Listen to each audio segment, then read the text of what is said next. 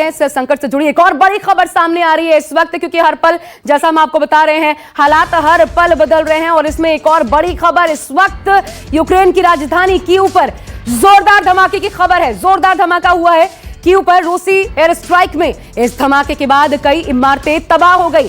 कब्जे के लिए यह स्ट्राइक तेज की जा रही है। तीव्रता लगातार हर बढ़ते घंटे के साथ तीव्रता बढ़ती जा रही है। रशियन फोर्सेस के अटैक की कीव में जोरदार धमाका और उसकी तस्वीरें हम आपको दिखाते हैं। लगातार तस्वीरें सामने आ रही है। देखिए धूप अंधेरे के बीच ये डरा देने वाली तस्वीरें एकदम से सामने आती हैं जब अचानक कोई बड़ा एयर स्ट्राइक होता है, जैसे दिल दहल उठे।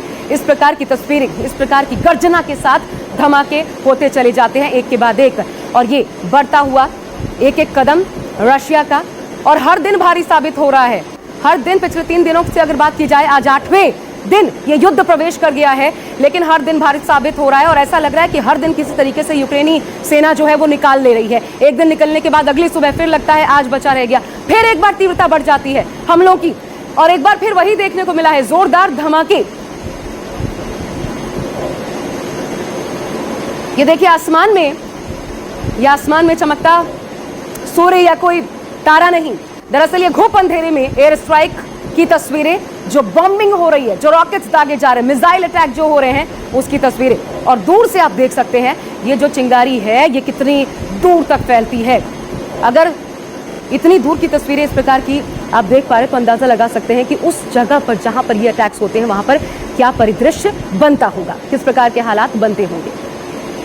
तो ये कीव में जोरदार धमाके की तस्वीरें, न सिर्फ कीव बल्कि अभी अभी हमने आपको बताया किस तरीके से खार्किव में भी यही हालात देखने को मिल रहे हैं। इस वक्त एक और बड़ी खबर सामने आ रही है, वो भी आपको बता दें।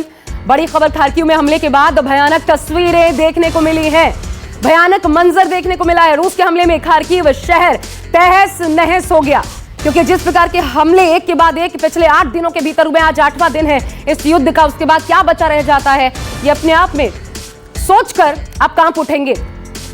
और फिर हम आपको तस्वीरें ये देखिए, जैसे वीरान सब कुछ उजड़ गया। Economic faculty of Karazin University completely destroyed. To the right is the building of main police building. So the fire is on the top of it. ये देखिए कोई यूनिवर्सिटी है ये, जैसा आप पीछे आवाज सुन सकते हैं, किसी यूनिवर्सिटी के तबाह होने की जानकारी एक महिला जो अपने वीडियो में इसे रिकॉर्ड कर रही थी वो बता रही थी। एक और बड़ी खबर आ रही है, बूचा शहर से जुड़ी एक और बड़ी खबर यह है, पूरी तरीके से तबाही का मंजर यहां भी पसरा हुआ है। यूक्रेन के बूचा शहर में भयंकर लड़ाई इस वक्त, रशियन फौजों का सामना यूक्रेनी सेना डटकर करने की कोशिश कर रही है, लेकिन भयंकर यहां पर जंग, आमने सामने की जंग एक तरीके से यहां पर छिड़ गई है। बूचा में कई रूसी सैनिक भी मारे गए हैं, ये भी जानकारी, और जो लोग वहां पर बचे हुए देखिए कैसे अपना घर बार छोड़कर निकल रहे हैं सुरक्षित। हमारे साथ रिटायर्ड कर्नल यूएस राठौर जी इस वक्त जुड़ चुके हैं। सर बहुत स्वागत है आपका न्यूज़ 24 पर। राठौर जी, लेकिन ये जो तस्वीरें आ रही हैं खार्किव, अभी बूचा शहर, हमने कीव में भी दिखाया जोरदार धमाका, ये कितना स्ट्रेच हो सकता है सर? क्योंकि ऐसा लगता है कि अब पहले कुछ नहीं बचेगा जब तक कीव पर पूरी तरीके से फतह हासिल रशिया नहीं कर लेता।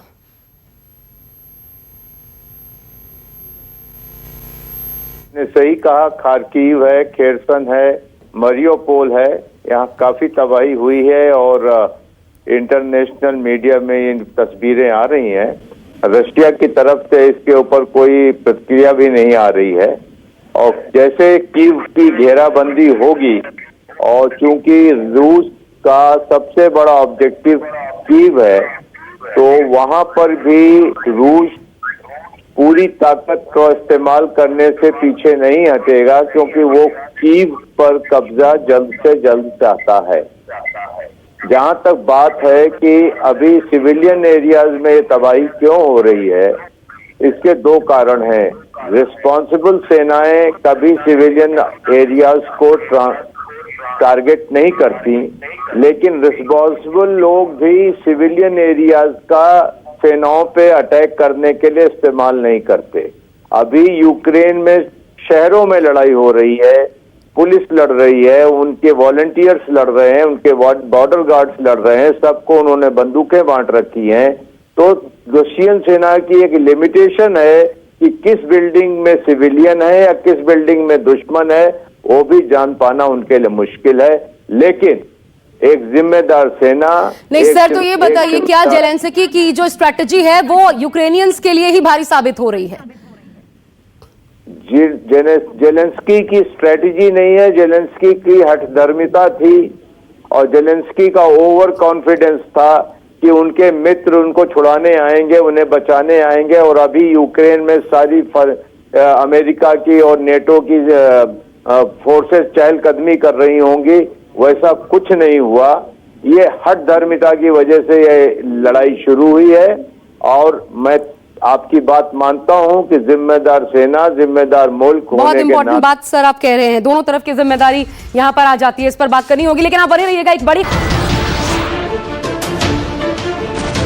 नमस्कार, मैं हूं मानक गुप्ता। अगर आपको हमारा ये वीडियो पसंद आया हो तो इसे लाइक और शेयर जरूर करें और हां, हमें सब्सक्राइब और फॉलो करना ना भूलें ताकि आप देश और दुनिया की कोई खबर मिस ना करें। तो जुड़े रहिए हमारे साथ और देखते रहिए न्यूज़ 24।